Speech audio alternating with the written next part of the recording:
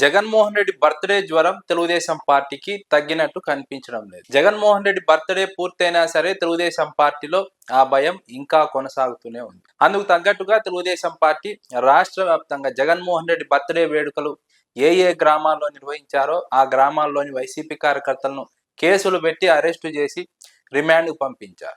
అదే విధంగా తెలంగాణలో కూడా తెలంగాణ ప్రభుత్వం ఖమ్మం జిల్లాలోని ఖమ్మం వైఎస్ఆర్సీపీ కార్యకర్తలు జగన్మోహన్ రెడ్డి బర్త్డే సందర్భంగా కేక్ కట్ చేసి సంబరాలు జరుపుకుంటే వారిపైన కేసులు నమోదు చేసి జైలుకు పంపించింది. ఈ నేపథ్యంలో BRS working president KTR Khammam జిల్లాకు వెళ్తున్నారు. ఖమ్మం జిల్లా వెళ్లిన సందర్భంలో వైసీపీ అభిమానులను జగన్మోహన్ రెడ్డి అభిమానులను కేటీఆర్ పరామర్శించబోతున్నారని రాజకీయ వర్గాల్లో ప్రచారం సాగుతోంది. ఎందుకంటే ఖమ్మం జిల్లాలో జగన్మోహన్ రెడ్డికి స్పష్టమైనటువంటి బలం ఉంది. జగన్మోహన్ రెడ్డి గతంలో పోటీ చేసినప్పుడు ఖమ్మం ఎంపీని పొంగులేటి శ్రీనివాసరెడ్డి వైఎస్ఆర్సీపీ నుంచి గెలిచారు. దాంతో పాటు 3 అసెంబ్లీ నియోజకవర్గాలను దాదాపుగా వైఎస్ఆర్సీపీ గెలుచుకుంది. ఆ ఎన్నికల తర్వాత వైఎస్ఆర్సీపీ తెలంగాణలో పూర్తిగా దృష్టి సారించడం మానేసింది. కానీ వైఎస్ఆర్సీపీకి క్షేత్రస్థాయిలో బలం ఉంది.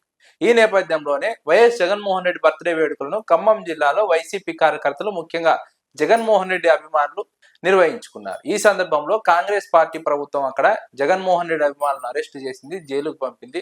వారు బెయిల్ పైన వచ్చారు. ఈ సందర్భంగా కేటీఆర్ ఖమ్మం జిల్లా పర్యటనలో వారిని పరామర్శించబోతున్నట్టు, వారికి ధైర్యం ఇవ్వబోతున్నట్టు రాజకీయ వర్గాల్లో ప్రచారం సాగుతోంది. ఇక్కడ ఆసక్తికర పరిణామం ఏంటంటే ఖమ్మం జిల్లాకు కేటీఆర్ వెళ్ళినప్పుడు టీఆర్ఎస్ జెండాలతో పాటు జగన్ జెండాలు కూడా కనిపించాయి, వైసీపీ జెండాలు కూడా కనిపించాయి.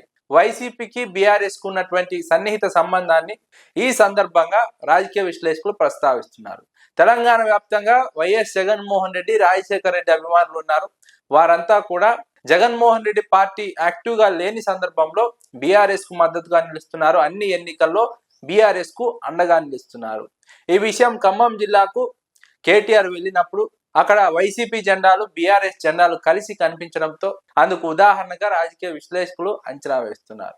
జగన్మోహన్ రెడ్డికి స్పష్టమైన బలం ఉంది. కానీ జగన్మోహన్ రెడ్డి ఏపీ రాజకీయాలపైన ఫోకస్ పెట్టారు. అయితే జగన్మోహన్ రెడ్డి అభిమానులు, వైసీపీ అభిమానులు మొత్తం కూడా తెలంగాణలో బీఆర్ఎస్ కు మద్దతుగా నిలుస్తున్నారు. అందుకే కాంగ్రెస్ పార్టీ ప్రభుత్వం అక్కడ వారిపైన కేసులు నమోదు చేసింది. జగన్మోహన్ రెడ్డి అంటే తెలంగాణ ప్రభుత్వం కూడా భయపడుతోంది. జగన్మోహన్ రెడ్డి బర్త్డే అంటే ఆంధ్రప్రదేశ్ ప్రభుత్వమే కాదు, తెలంగాణ ప్రభుత్వంలో కూడా భయం ఉంది. ఆ బర్త్డే వేడుకలు నిర్వహించిన వారి పట్ల భయం ఉంది. అందుకే వారిని అరెస్ట్ చేశారు, జైలు పంపారు, కేసులు పెట్టారు.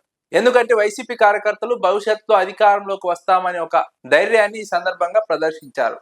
ఈ నేపథ్యంలోనే తెలుగుదేశం పార్టీలో భయం మొదలైంది. ఆ భయం నుంచి పుట్టుకొచ్చిందే ఈ కేసులు పెట్టారు, అరెస్టు చేశారు, వారిని రోడ్లపైన నడిపించారు, అన్ని విధాలుగా అవమానపరిచారు. కానీ వైసీపీ కార్యకర్తలు ఎవరూ కూడా తగ్గకుండా, మనోధైర్యాన్ని కోల్పోకుండా మళ్ళీ జగన్మోహన్ రెడ్డి కోసం అధికారంలోకి తీసుకురావడానికి పని చేస్తూనే ఉన్నారు. తెలుగుదేశం పార్టీలో ఒక స్పష్టమైనటువంటి భయం అయితే జగన్మోహన్ రెడ్డి బర్త్డే సందర్భంగా కనిపించిందని ఈ అరెస్టులను, కేసులను వీటిని చూసినప్పుడు అర్థమవుతుంది. అదేవిధంగా తెలంగాణలో కూడా చంద్రబాబు నాయుడు సన్నిహిత ప్రభుత్వమే ఉంది కాబట్టి అక్కడ కూడా జగన్మోహన్ రెడ్డి బర్త్డే వేడుకలు నిర్వహించినప్పుడు వారిపైన కేసులు నమోదు చేశారు.